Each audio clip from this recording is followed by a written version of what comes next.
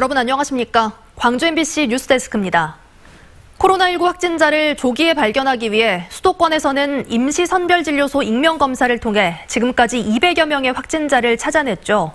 광주시도 5개 보건소 선별진료소에서 증상이나 확진자 접촉 여부와 상관없이 무료로 검사해주기로 했습니다. 주변에 있을지도 모를 무증상 감염자를 신속하게 찾아내겠다는 겁니다. 김철원 기자의 보도입니다.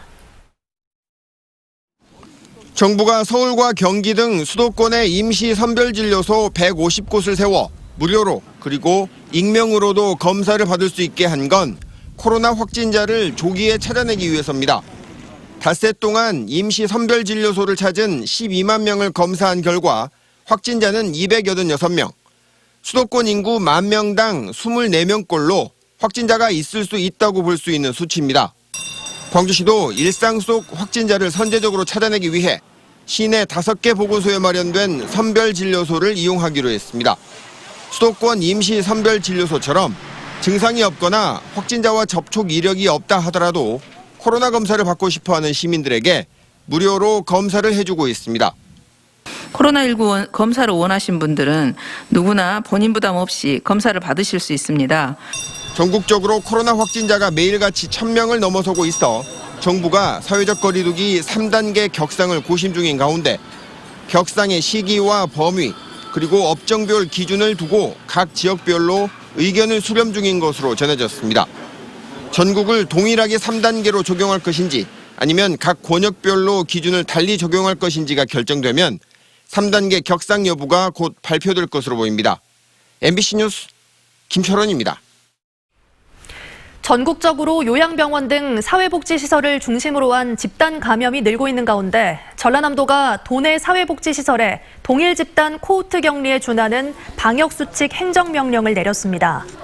전라남도는 도내 모든 사회복지시설의 면회와 외출, 외박을 별도의 명령이 있을 때까지 금지시켰습니다. 대상 시설은 양로원 등 노인시설과 장애인 노숙인을 위한 복지시설, 요양병원과 돌봄시설 등 1,738곳입니다. 나주경찰서는 마스크를 쓰지 않아 승차를 거부하는 버스기사를 폭행한 혐의로 60살 A씨를 수사하고 있습니다. 경찰에 따르면 이 남성은 지난 17일 오후 4시 반쯤 나주시의 한 버스 정류장에서 버스기사 46살 B씨를 폭행한 혐의입니다. 경찰 조사 결과 A씨는 버스기사가 마스크를 착용하지 않으면 승차할 수 없다고 말하자 마구 폭행한 것으로 전해졌습니다. 성교육 수업 시간에 프랑스 단편 영화를 상영해 지역 교육계에 논란을 일으킨 베이상원 교사에 대해 광주시 교육청이 정직 3개월의 중징계 결정을 내렸습니다. 광주시 교육청은 베이상원 교사가 남녀의 성역할을 뒤바꾼 내용의 영화 억압당하는 다수를 상영해 학생들에게 불쾌감을 줬다며 수사를 의뢰했지만 검찰이 혐의 없음 처분하자 이와는 별도로 중징계 처분하고 결과를 통보했습니다. 베이 교사는 징계 결과를 받아들일 수 없다며 소청과 소송 등의 절차를 밟을 계획이라고 밝혔습니다. 광주 MBC 라디오가 5.18 40주년을 기념하는 5시간 연속 특집 생방송을 진행했습니다.